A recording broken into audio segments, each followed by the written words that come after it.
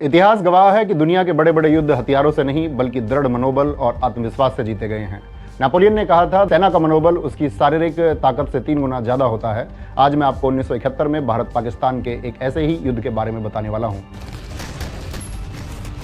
जहां दुनिया की 2 महाशक्तियां अमेरिका और ब्रिटेन पाकिस्तान को बचाने के लिए समुद्र में खड़ी थीं। अमेरिका ने अपने परमाणु हथियारों से लैस 7वें बेड़े पानी के जहाजों को बंगाल की खाड़ी में भेज दिया था, हमें डराने के लिए, लेकिन हम डरे नहीं, क्योंकि हमारे पीछे खड़ा था रूस, सोवियत यूनियन, जिसने अपनी न्यूक्लियर सबमरीन भेजकर अमेरिकी जहाजों को 1 इंच भी नहीं बढ़ने दिया। याद रखिएगा, उस वक्त हम किसी विश्व गुरु वाले भ्रम में नहीं थे, हम यथार्थ में जी रहे थे। 1971 का युद्ध 3 दिसंबर 1971 को पाकिस्तानी वायुसेना के operation Chengiz Khan code name के तहत भारत के 11 से अधिक सैन्य हवाई अड्डों पर एक साथ हमला करने से शुरू हुआ। पर यह युद्ध हुआ क्यों? इसके पीछे एक बहुत गंदी मानसिकता थी, नस्ल सुधार, जेनेटिक इंप्रूवमेंट। उस समय पाकिस्तान 2 हिस्सों में बटा था, पश्चिम और पूर्व।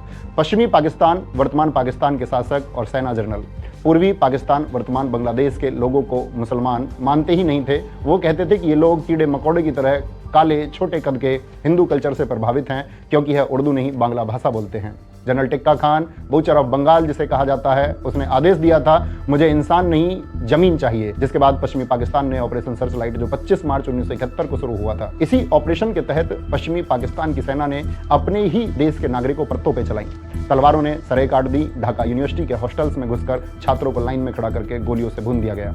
और सबसे घिनौना सच यह है कि महिलाओं और बच्चियों के साथ रेप करने के लिए पाकिस्तानी सेना ने बाकायदा रेप कैंप्स बनाए थे और 3 से 4 लाख महिलाओं और बच्चियों के साथ रेप किया गया था। पाकिस्तानी सेना को आदेश दिया गया था कि बंगाली महिलाओं को गर्भवती करो, ताकि पैदा होने वाली नस्ल शुद्ध पाकिस्तानी हो। गर्भ में पल रहे बच्चों को संगीनों से मार दिया गया। यह युद्ध नहीं था, यह नस्ल कुशी जिनोसाइड था, क्योंकि लगभग 30 लाख मासूम लोगों की मौत बेवजह इस युद्ध में हुई थी। जब किसी तरह अपनी जान बचाकर लाखों शरणार्थी भारत आने लगे, तो भारत की अर्थव्यवस्था चरमराने लगी। तब देश की कमान संभाल रही आयरन लेडी ने अमेरिका के राष्ट्रपति निक्सन की आंखों में आंखें डालकर कहा था, मैं रिफ्यूजी नहीं पालूंगी, मैं समस्या की जड़ मिटा दूंगी। ऐसे नेतृत्व को पॉलिटिकल विल, राजनीतिक इच्छा शक्ति कहते हैं। आज के दौर में जब हम कड़ी निंदा करके चुप हो जाते हैं, किसी सुपर पावर देश के दबाव में आकर दब जाते हैं, तब 1971 का युद्ध हमें आईना दिखाता है कि दुश्मन को घर में घुसकर कैसे मारा जाता है। उस समय सेना की कमान सैम मानेक शाह के पास थी, वो जनरल जो सरकार को भी ना कहने की हिम्मत रखते थे। आपको पता होना चाहिए, दूसरे विश्व युद्ध में बर्मा के मोर्चे पर लड़ते हुए सैम मानेक शाह के पेट में 9 गोलियां लगी थी। उनकी आंतें बुरी तरह घायल थी। लेकिन जब डॉक्टर ने इलाज करते समय पूछा कि कैसे हुआ, तो सैम ने हंसते हुए कहा था, कुछ नहीं, एक खच्चर ने लात मार दी। जिस कमांडर का जिगर इतना फौलादी कि वो मौत को चकमा दे सकता है, उसे पाकिस्तान क्या डराता। सरकार ने सैम मानेक शाह को पूरी खुली छूट दे रखी थी। भारतीय सेना ने पाकिस्तानी सेना पर अटैक करने के लिए ब्लिट्जक्रेग तकनीक का इस्तेमाल किया, यानी कि बिजली की गति से हमला। हमारे सैनिकों ने शहरों को नहीं घेरा, बल्कि उन्हें बाईपास करते हुए सीधे ढाका राजधानी की तरफ दौड़ लगाई। मेघना नदी के दलदल और पाकिस्तानी बारूदी सुरंगें भी उन्हें नहीं रोक पाई। ढाका में भारत के पास सिर्फ 3000 सैनिक थे, जबकि पाकिस्तानी जनरल नियाजी के पास 26,400 जवान पूरी तरह से हथियारों से लैस थे। पर 14 दिसंबर को भारतीय वायुसेना ने ढाका के गवर्नर हाउस की छत उड़ा दी, जहां नियाजी और उसकी पूरी सरकार छिपी बैठी थी। भारतीय वायुसेना के आसमानी पराक्रम को देखकर पाकिस्तानी सेना डर गई और फिर 16 दिसंबर को हमारे मेजर जनरल JFR जैकब ने पाकिस्तानी जनरल नियाजी की मेज पर हाथ मारकर कहा था, जनरल तुम्हारे पास 30 मिनट हैं, अगर सरेंडर नहीं किया तो हम अपनी फौज पीछे हटा लेंगे और तुम्हें मुक्ति वाहिनी दल की उग्र भीड़ के हवाले कर देंगे। फिर तुम्हारा क्या हश्र होगा, तुम सोच भी नहीं सकते। भीड़ के हाथों मौत का डर और भारतीय सेना के खौफ से डरकर नियाजी ने 16 दिसंबर शाम 4:31 पर सरेंडर के कागज पर साइन कर दिया और सिर्फ 13 दिनों में 93,000 पाकिस्तानी सैनिकों ने अमेरिका के 7वें बेड़े की मौजूदगी के बावजूद भारत के कदमों में हथियार डाल दिए।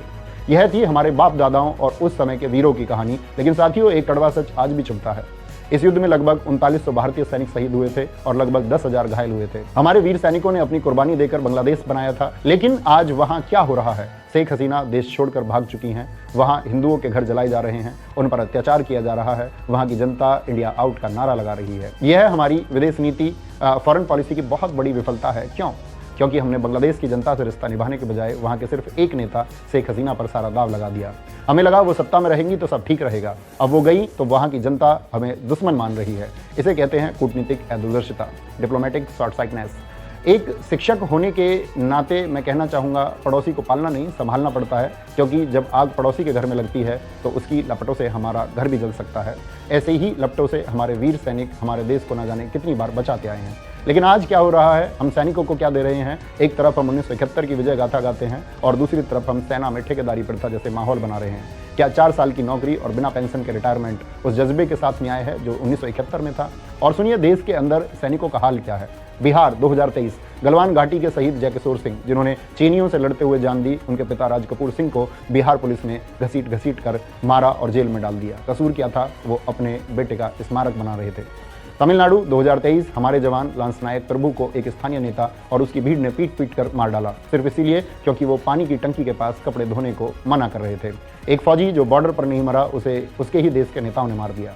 अभी हाल ही की बात है, मेरठ उत्तर प्रदेश के टोल प्लाजा पर हमारे एक जवान कपिल कवाद को टोल कर्मियों ने लाठियों से पीटा और खंबे से बांध दिया। वो अपनी ड्यूटी पर कश्मीर जा रहे थे। क्या यही सम्मान है वर्दी का?